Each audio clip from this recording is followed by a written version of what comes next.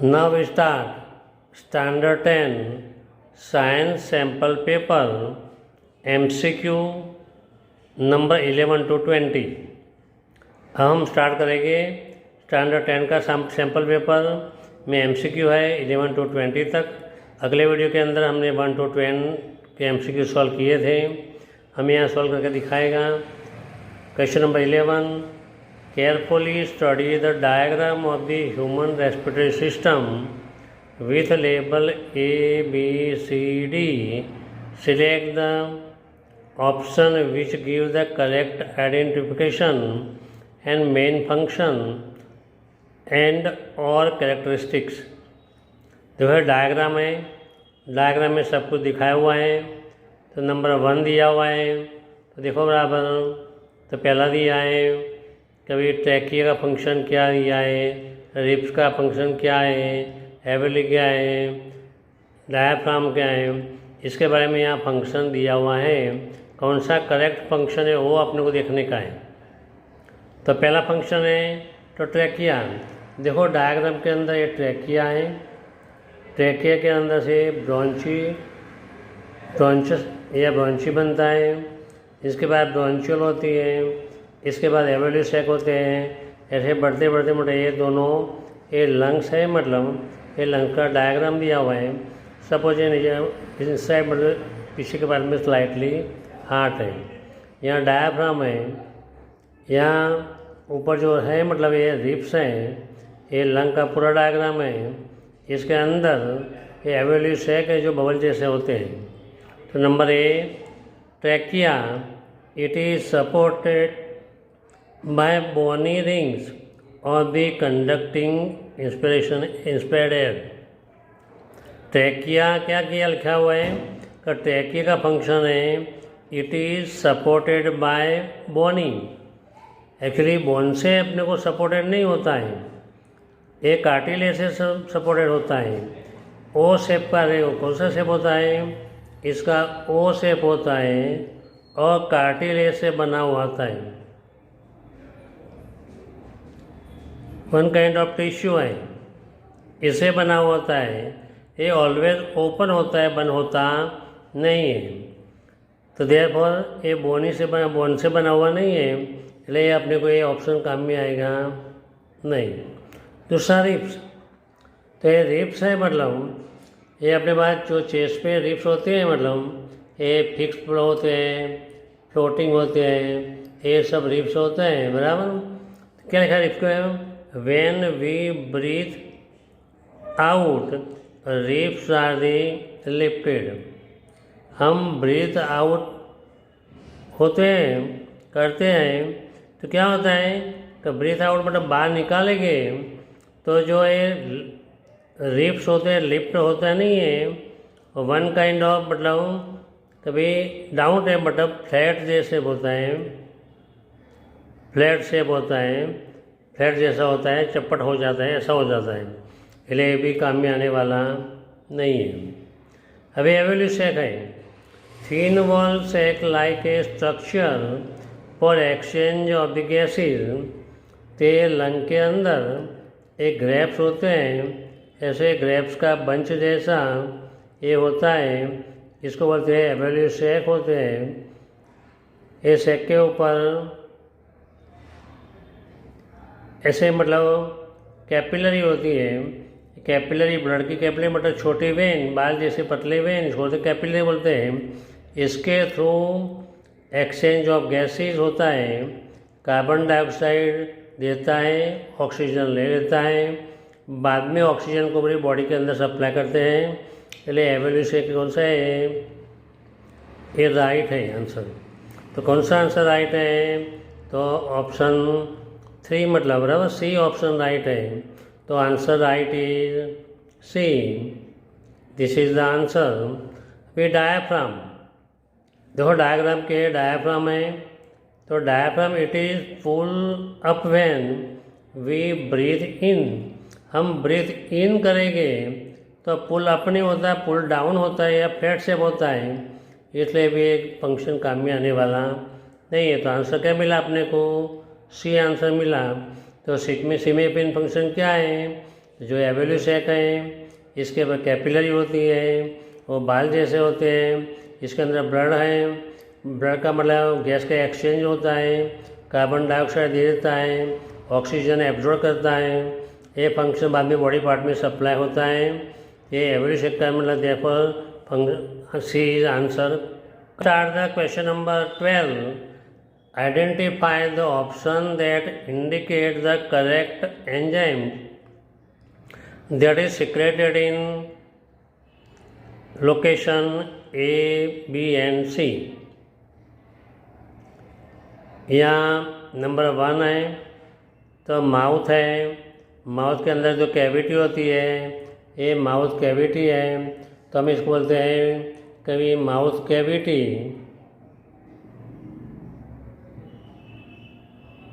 या buccal cavity. जिसके अंदर कभी सेलिवरी ग्लैंड होती है मुंह के अंदर, तो सेलिवरी ग्लैंड तो सेलिवा प्रोड्यूस करते हैं, तो सेलिवा में क्या होता है तो एमाइलेज होता है। तो पहले एमाइलेज हुआ तो नंबर 1 तो माउथ कैविटी है। नंबर 2 है, नंबर 2 ये बात आई लीवर की बात आई। नंबर 2 लीवर आया तो हम नंबर 2 स्टमक, ये लीवर है, ये लीवर है। इसके लिए नंबर 3 स्टमक है, स्टमक है। तो स्टमक के अंदर क्या होता है कभी गैस्ट्रिक जूसेस प्रोड्यूस होते हैं, पेप्सिन होते हैं, ट्रिप्सिन होते हैं, ऐसे जूसेस प्रोड्यूस होते हैं। तो जो स्टमक के अंदर ये स्टमक है, जो एरो लगा दिया है 3 वाला स्टमक है, इसके ऊपर वाला मतलब लीवर है, लीवर है। तो स्टमक के अंदर जब हम फूड इंटेक करते हैं तब 3 आवर्स तक इसको बॉडी के अंदर लीवर स्टमक के अंदर चर्निंग होता है। वो टाइम पे पेप्सिन और ट्रिप्सिन ऐसे गैस्ट्रिक जूसिन होते हैं, मतलब कि जो प्रोटीन का डाइजेशन मेन करते हैं। इसके बाद नंबर 3 पे आए तो 3rd नंबर क्या दिया है तो भाई ये लार्ज इंटेंसाइन है,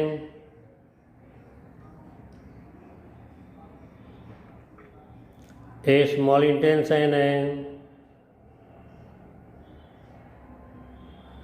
तो मेन लार्ज का फंक्शन क्या होता है कभी स्टमक में से जो गया with help of this sphincter muscle the partly digested food enter in the small इंटेंसाइन।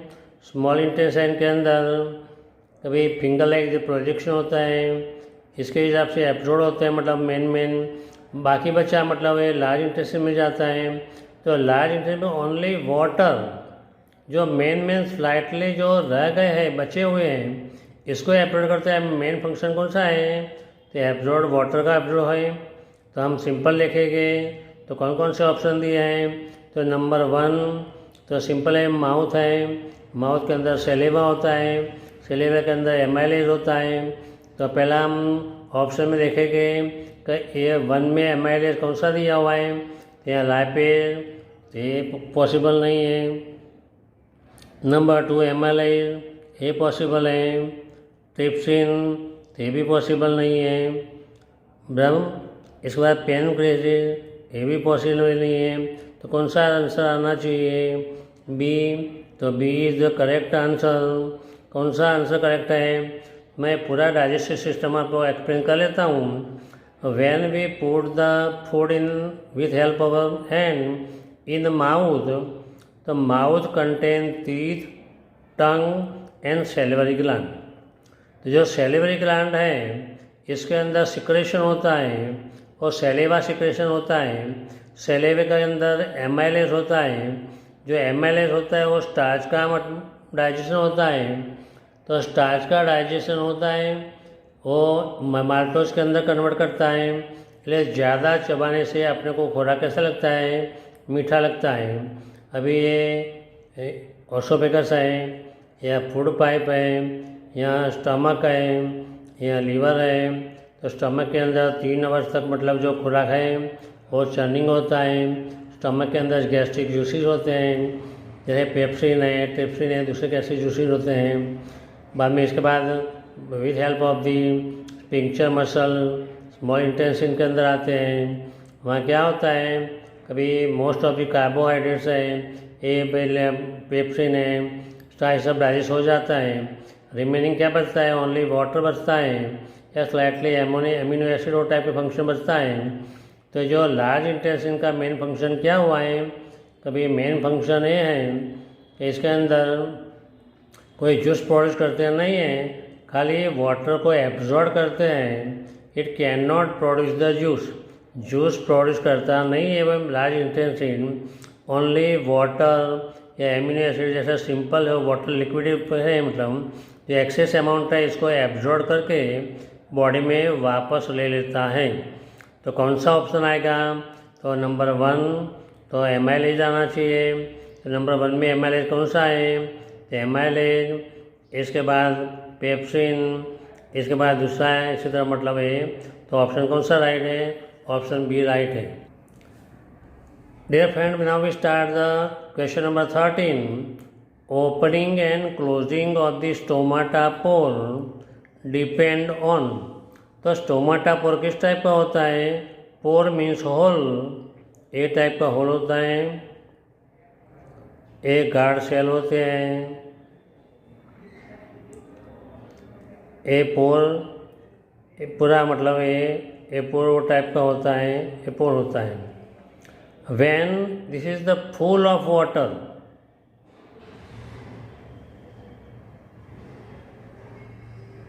एक गार्ड सेल है। जब फुल वाटर होता है मतलब बराबर, तो क्या होता है, कभी एक्सपांड होता है, मतलब कभी डिपेंड ऑन दी। एक गार्ड सेल का फंक्शन क्या है कि ये पोर को कॉन्ट्रैक्शन करना और एक्सपांड करना। जब फुल ऑफ वाटर होते हैं तो ये होता है, जब फुल ऑफ वाटर नहीं होता बराबर, इन शॉर्ट मतलब मोर वाटर तो लेस एक्सपेंशन, लेस कम होता है, लेस वाटर होता है तो ओपन होता है, ए टाइप का। तो एटमॉस्फेरिक टेम्परेचर इस पर कोई इफेक्ट होती नहीं है। Oxygen connection around the stomach ये भी इफेक्टिव नहीं है। Carbon dioxide corrosion around the stomach ये भी पॉसिबल नहीं है। Water content in the guard cell, तो गार्ड सेल के अंदर जो वाटर होता है इस पे डिपेंड होता है, कभी पोर कितना ओपन होता है या पोर कितना क्लोज होता है। This is the guarded cell है। एक गार्डेड सेल का मेन फंक्शन क्या होता है, what is the function of the guard cell, to contract and expand the pore. When it is full of water it is a contraction, and it is when the water is evaporated in the air, take out from the pore, then it is the contraction हो जाता है। ये कौन सा आता है, with help of the stomata pore depend on the water contained in the guard cell। Guard cell में कितना पानी है इस पर डिपेंड होता है। Now we start question number 14। अब हम क्वेश्चन नंबर 14 स्टार्ट करेंगे। The figure gives below show A symmetric plan of the blood circulation in human with the level 1 to 4। Identify the correct level with function, जो कौन सा function correct है वो दिखाना है। तो ये जो पूरा डायग्राम है, ये डायग्राम है मतलब डबल सर्कुलेशन का ब्लड,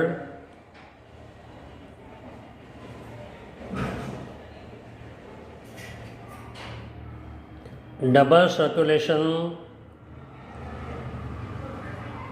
ब्लड का होता है।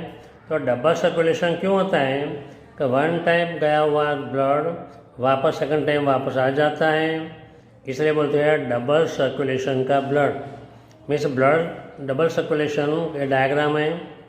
तो सपोज यहाँ लंग सपोज कर दो, ये साइड में पूरी बॉडी पार्ट कर दो, तो इसमें दिया हुआ है pulmonary vein take the impure blood from the body part. मैंने पहले आपको सिखाया था कि भाई बॉडी के अंदर जितनी भी वेन हैं, ये when impure blood, deoxygenated blood, ये बॉडी पार्ट में से लाती है और हार्ट के अंदर सप्लाई करती है, बाद में हार्ट में से लंग में जाती है। पर एक एग्जाम्पशन है कि पुलमिनरी वेन है वो प्योर ब्लड है, it contain the pure blood, only one vein which is the pulmonary vein which take the pure blood from the lung to the heart. तो यहाँ क्या लिखा हुआ है, इट टेक इम्प्योर ब्लड लिखा हुआ है, इसलिए ये ऑप्शन पॉसिबल नहीं है।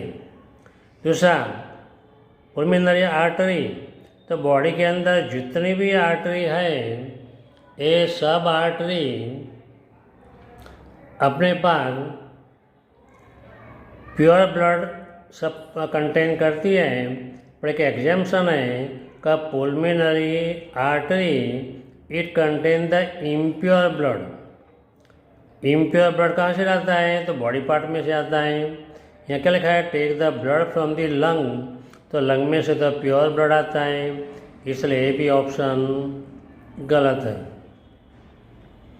Aorta, take a blood from the heart to the body part, take a blood from the heart to the body part, तो हार्ट में से बराबर ये क्या करता है, मतलब पूरी बॉडी पार्ट के अंदर ये सप्लाई करता है, पूरी बॉडी पार्ट के अंदर ये सप्लाई करता है। तो अयोटा है, ये बॉडी पार्ट के अंदर take a blood from the heart to the body part, तो ये राइट ऑप्शन है। तो ऑप्शन कौन सा आंसर ऑप्शन राइट है, तो सी है। Vena cava takes the blood from the body part to the right auricle, right auricle के अंदर ले जाता है। तो क्या है, वेना केवा फंक्शन क्या है, तो राइट ऑर्ट्रियम में ले जाता है, ऑर्ट्रियम में लिया हुआ है, ये नंबर 4 दिया हुआ है। पर मेन फंक्शन कौन सा है, तो ऑर्टा का है। ये ऑर्टा क्या होता है, आयोटा, ये function take a blood from the heart to the body part, तो ऑप्शन सी इज राइट कहा जाता है। तो हम बोलेंगे कौन सा आंसर राइट है, तो सी आंसर राइट है। तो जितने भी बॉडी के अंदर वेन है, ये सब वेन इम्प्योर ब्लड लेती है। एग्जाम्पशन है पुलमिनरी वेन, जो वो प्योर ब्लड ले जाती है। पुलमिनरी आर्टरी, आर्टरी प्योर ले जाती है। पर एग्जाम्पशन है वो इम्प्योर ब्लड लेती है। जो aorta take the blood from the heart to the body part, ये ऑप्शन सही है। Now we start question number 15। अब हम क्वेश्चन नंबर 15 को स्टार्ट करेंगे। यहाँ पूरा हार्ट का डायग्राम दिया हुआ है। हार्ट के अंदर एक एरो ये दिए हुए हैं, कभी ये एरो क्या करते हैं, ये फंक्शन क्या किया हुआ है, यहाँ से मतलब प्रेशर कर रहे हैं, मीन्स इस साइड से कॉन्ट्रैक्शन होता है, यहाँ से ब्लड जाता है, यहाँ से ब्लड जाता है। तो ब्लड किस साइड पे जाता है, मतलब कि ये राइट है, राइट साइड है, तो राइट वेंट्रिकल है, ये राइट ऑट्रियम है, ये लेफ्ट वेंट्रिकल है, लेफ्ट मतलब ऑट्रियम है, ये वेंट्रिकल है। तो सिंपल बात है कि राइट के अंदर से इम्प्योर ब्लड होता है। राइट 3 वर्ड है, इम्प्योर 3 वर्ड, 3 अल्फ़ाबेट है। तो हम समझेंगे कभी राइट के अंदर इम्प्योर है, लेफ्ट के अंदर प्योर ब्लड है। राइट के अंदर इम्प्योर है, लेफ्ट के अंदर राइट है। तो हम देखेंगे कि blood transfer to the right ventricle and left ventricle stimulationally एक साथ जाते हैं तो बराबर है। इसलिए इसकी वॉल मतलब प्रेशर ज़्यादा होने के इसलिए वॉल थिकनेस वाली होती है, ये बराबर है। पर अपने को क्या है, मतलब मेन है अपने के एरो का यूज़ करने का है। तो एरो देखेंगे हम blood is transferred to the lung for the oxygenated blood and pump into the various organs simultaneously. तो दोनों देखो सब बराबर समझो, अच्छी तरह समझो। तो कौन सा है, कभी यहाँ इम्प्योर ब्लड है, यहाँ से जब पुश होगा तो इम्प्योर ब्लड प्योर होने के लिए लंग की साइड जाएगा। कहाँ जाएगा, लंग की साइड जाएगा। यहाँ लेफ्ट वेंट्रिकल है, यहाँ पंप और प्रेशराइज होगा, इसके वजह से कहाँ जाएगा मतलब, तो पूरी बॉडी पार्ट के अंदर जाएगा, क्योंकि ये प्योर ब्लड है। इसलिए कभी एक साथ दोनों का blood transfer to the lungs, blood transfer to the lung for the oxygenated and pump in to the various organ of the simultaneously. तो ऑप्शन बी राइट है, अकॉर्डिंग टू दी एरो को देखने का है। मोस्टली सब right देखते हैं अपने को। Blood transfer to the right atricle and left atrium stimulationally. Blood is received from the lung after the oxygenated and they receive from the various organ of the body. Receive अगर होता तो arrow उल्टा होता, अपने actually arrow बाहर जा रहा है, इसलिए ये भी ऑप्शन कौन सा है, रॉन्ग है। तो कौन सा ऑप्शन राइट है, तो ऑप्शन बी इज करेक्ट है। तो आप हमें ध्यान रखना पड़ेगा, अभी मोस्टली सब राइट जैसे लगते हैं अपने को, पर एरो के हिसाब से कौन से राइट है वो खास अपने को ध्यान रखने का। Now we start question number 16। Observe the diagram of human digestive system. मैंने रफली डायग्राम ड्रॉ किया हुआ है कि जो ह्यूमन डाइजेस्टिव सिस्टम का है, ये माउथ है, तो माउथ कैविटी बोलते हैं या बकल कैविटी बोलते हैं। तो हम लिख देते हैं कभी माउथ कैविटी या बकल कैविटी, ये भी बोल सकते हैं। इसके अंदर क्या होता है, तो भाई सेलिवा होता है। तो सेलिवा क्या करता है, तो एमाइलेज प्रोड्यूस करता है। एमाइलेज क्या करता है, तो स्टार्च का डाइजेशन करता है, माल्टोज के अंदर कन्वर्ट करता है। ये दिया है। इसके बाद क्या है, यहाँ कौन सा आएगा, तो लीवर आएगा, दूसरा लीवर है। तो लीवर का फंक्शन क्या होता है, तो लीवर के अंदर होता है मतलब ये जूसेस प्रोड्यूस होते हैं। तो जूसेस के हिसाब से तो इंक्रीज एफिशिएंसी ऑफ लाइपेज। तो जो लाइपेज होता है मतलब ये लाइपेज की एफिशिएंसी बढ़ाने के लिए ट्राई करता है। यहाँ एरो दिया हुआ है, कभी स्मॉल इंटेंसाइन है, यहाँ स्पिंक्चर मसल्स है। तो स्पिंक्चर मसल्स के through step by step undigested food आगे जाता है। इसके अंदर मतलब ये फिंगर टाइप प्रोजेक्शन है, विलाई है, ये विलाई के अंदर एब्जॉर्ब होता है। तो ये कौन सा एरो है, तो इनिशियल पार्ट है मतलब डोडोनम, पेट का फूला हुआ पोर्शन के अंदर आया हुआ है। तो वहाँ क्या होता है मतलब कोई स्मॉल इंटेंसिन के अंदर, तो जनरली हम थिंकिंग करेंगे तो this site is a completely digestion यहाँ होता है। बाकी बचा हुआ डाइजेशन ये भी कौन सा है, तो स्मॉल इंटेंसाइन है।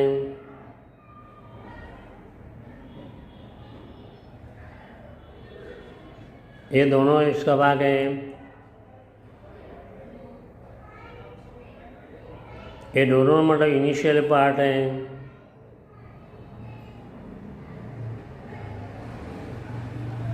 तो इनिशियली पार्ट के अंदर मोस्ट ऑफ जितना भी डाइजेस्ट होता है मतलब पूरा हो जाता है, बाकी आगे बचता जाता है। बाद में लार्ज इंटेस्टाइन होता है, बाद में एनएस के थ्रू बाहर निकल जाता है। हम देखेंगे कभी कौन सा मैचिंग होता है, या हम अभी हमको खास देखना पड़ेगा। कोई पहला फंक्शन क्या था, match the label refer as the column 1 and corrected with the function in the column 2। तो नंबर 1 क्या था, तो हमने देखा था बकल कैविटी है। तो बकल कैविटी के अंदर क्या था कि initial phase of the starch digestion. तो माउथ के अंदर when we put our the food in with help of the hand in mouth initially started the help of the saliva amylase, तो starch is digested. इसके बाद number 2 दिया हुआ है तो नंबर 2 क्या है? तो लीवर है। तो लीवर के अंदर क्या होता है? तो इंक्रीज द एफिशिएंसी और दी लाइपेज है, मतलब ये जूस होते हैं, ये बाइल जूस होता है। ये बाइल जूस के अंदर ट्रिप्सिन और लाइपेज दो टाइप के होते हैं, दूसरे एक्स्ट्रा भी जूसेस होते हैं। इसके बाद हम देखेंगे तो चौथा ऑप्शन क्या दिया हुआ है? तो नंबर 3rd ऑप्शन दिया हुआ है। तो 3rd ऑप्शन कौन सा है? 3rd ऑप्शन, तो 3rd ऑप्शन है अपने पास कभी इनिशियल पार्ट ऑफ द डोडोनम है, इनिशियल पार्ट है, स्टार्टिंग वाला पोर्शन है। तो क्या आता है? This is the site of the complete digestion, initially part है। और चौथा भी पार्ट है, स्मॉल इंटेस्टाइन का ही है। तो length of this depend on the food organism eat. So length of the small intestine generally 6.5 metre होता है।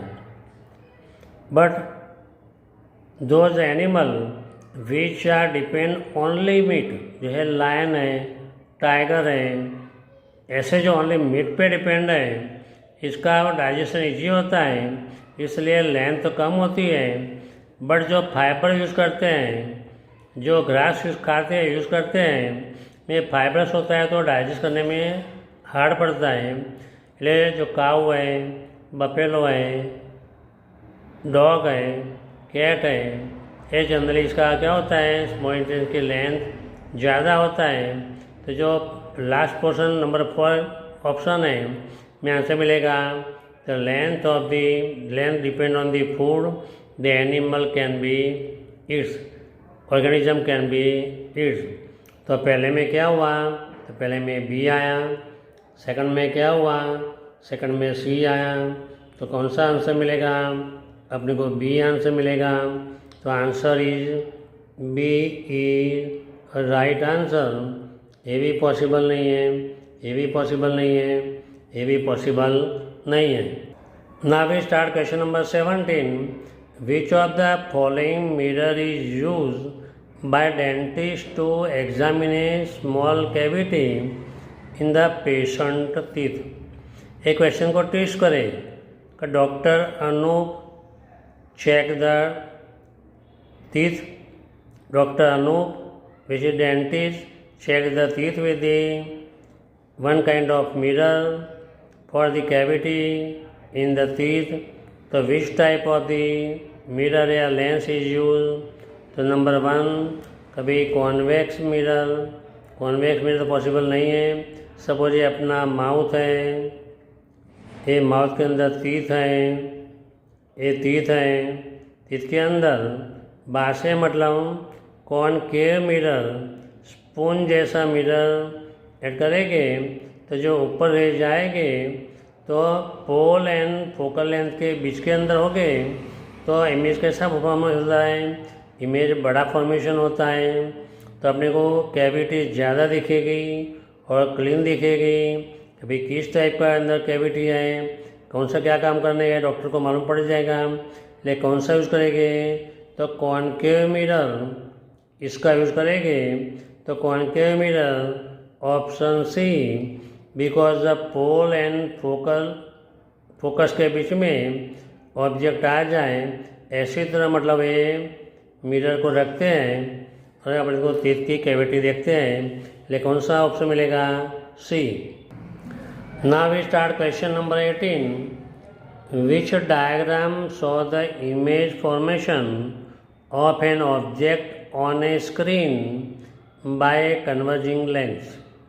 Converging lens means convex lens. अभी एक कॉन्वेक्स लेंस है, कन्वर्जिंग लेंस है, यहाँ ऑब्जेक्ट रखा हुआ है। तो रूल क्या है? As per ray number 1, the ray parallel to the principal axis after refraction passing through the focus होना चाहिए। तो यहाँ क्या लिखा हुआ है? 2 मल्टीप्लाई फोकल लेंथ, मीन्स यहाँ सेंटर ऑफ कर्वेचर आ गया। ये डायग्राम तो टोटली रॉन्ग ही हुआ कि after refraction is compulsory passing through the focus, focus में पास होना चाहिए। तो ये डायग्राम भी रॉन्ग है। इसमें भी ऐसा है, the ray parallel to principal axis after refraction passing through the focus. यहाँ लिखा हुआ है 2 मल्टीप्लाई फोकल लेंथ, मीन्स क्या गया? तो सेंटर ऑफ कर्वेचर आ गया, तो फोकल लेंथ तो एटलीस्ट यहाँ भी होना चाहिए। दूसरा, अगर रे पासिंग थ्रू अगर फोकस होता है तो परपेंडिकुलर होता है, पर यहाँ कुछ ऐसा लिखा हुआ नहीं है, ये भी डायग्राम रॉन्ग है। अभी यहाँ देखते हैं, मतलब कभी यहाँ फोकल लेंथ दिया हुआ है, मीन्स यहाँ फोकस है। The ray A B is object, ray parallel to principal axis after refraction passing through the focus, the ray passing through the optical centre, ये ऑप्टिकल सेंटर है, it continuously in the same direction and the image formation of the screen. तो ray number 1 कौन सा था? The ray parallel to principal axis after refraction passing through the focus. यहाँ पर इतना focal length ही दिया हुआ है, इसलिए एकदम डायग्राम टोटली करेक्ट है। इसलिए ऑप्शन आंसर क्या होना चाहिए? सी तो आंसर कंपलसरी होना ही चाहिए अपने पास। तो कौन सा आंसर आना चाहिए? तो सी आंसर होना चाहिए। अब ये दिया हुआ है ray parallel to principal axis अब refraction passing through the focus, ये पहला रे राइट है, बट सेकंड रे क्या दिया हुआ है भाई? पासिंग थ्रू यहाँ दिया हुआ है, रिफ्रैक्शन वो बैक जाता नहीं है, पैरेलल जाएगा या स्लाइटली दूर जाएगा, but not passing through the focus, focus मेरे पास होता नहीं है। ये भी डायग्राम कैसा है? रॉन्ग। ये भी डायग्राम कैसा हुआ है? तो रॉन्ग। क्यों रॉन्ग हुआ? तो 2 इंटू फोकल लेंथ मतलब सेंटर ऑफ कर्वेचर हुआ, या 2F हुआ। रूल क्या है? Ray parallel to principal axis after refraction passing through the focus, focus मेरे पास होता है। यहाँ जो डिस्टेंस दिया हुआ है इसे सी या हम 2F लिख सकते हैं, 2F भी पॉसिबल है, ये 2 मल्टीप्लाई फोकल लेंथ, इसमें भी 2 मल्टीप्लाई फोकल लेंथ। ये डायग्राम रॉन्ग है, ये भी रॉन्ग है, ये भी रॉन्ग है, मतलब सी ऑप्शन राइट है। Now we start question number 19। Which of the following can make a parallel beam of light from a point source in the incident on it? Point of source दिया हुआ है, कौन से mirror पे हम incident करेंगे तो मोस्टली पैरेलल रे पॉसिबल ज़्यादा होता है। तो नंबर 1 कॉनकेव मिरर है, कॉन्वेक्स लेंस है, तो ray coming from the far distance which is parallel to principal axis after reflection passing through the focus, the concave in concave mirror ray passing through the focus it is parallel to the principal after reflection passing through the parallel to the principal axis. तो ये तो possible है, कभी focus मेरे पास होता है बाद में after reflection parallel to the principal axis, as well as कभी कॉन्वेक्स लेंस है, इसमें भी ये पॉसिबल है। तो concave mirror and convex lens के अंदर ये पॉसिबल है। भाई कॉन्वेक्स मिरर के अंदर पॉसिबल नहीं है, कॉनकेव लेंस के अंदर भी पॉसिबल नहीं है, 2 प्लेन मिरर के अंदर पॉसिबल नहीं है। प्लेन मिरर के अंदर पैरेलल पॉसिबल है, but place at the go to each other, एक दूसरे प्लेस के अंदर जाएंगे, ये फॉल्स है, ये भी फॉल्स है, ये भी फॉल्स है, तो कौन सा आंसर है? तो ऑप्शन ए इज राइट है। तो ये कौन सा ऑप्शन राइट ए। Now we start question number 20। Consider this indexes of the refraction. Glass 1.52 दिया है, रिफ्रैक्टिव इंडेक्स दिया हुआ है, रिफ्रैक्टिव इंडेक्स ऑफ एयर 1.003 दिया हुआ है, वाटर का है 1.333 based on the refractive index of 3 material arrange in speed of light to them is the decreasing order.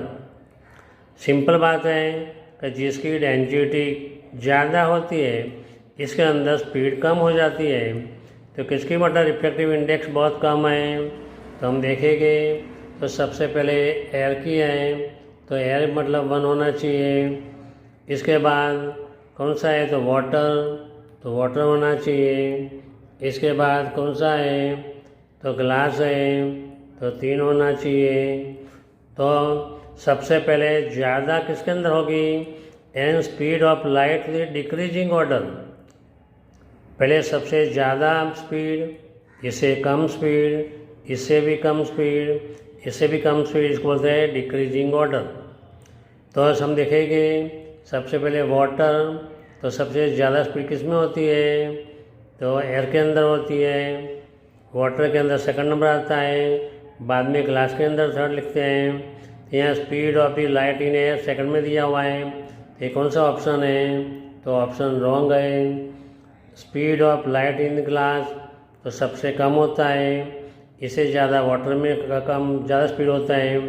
तो इंक्रीजिंग वाटर क्या होता अंदर, या डिक्रीजिंग के बदले इंक्रीजिंग होता तो बी ऑप्शन राइट होता। पर यहाँ तो क्या लिखा हुआ है?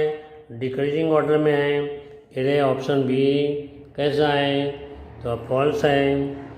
Number 3, speed of light in air, speed of light in water, speed of light in glass. ये राइट है, करेक्शन है, बिल्कुल करेक्ट है कि सबसे ज़्यादा स्पीड एनजीटी कितनी है? रिफ्रैक्टिव इंडेक्स कम किसका है? तो एयर का है। इससे ज़्यादा किसका है? तो वाटर का है।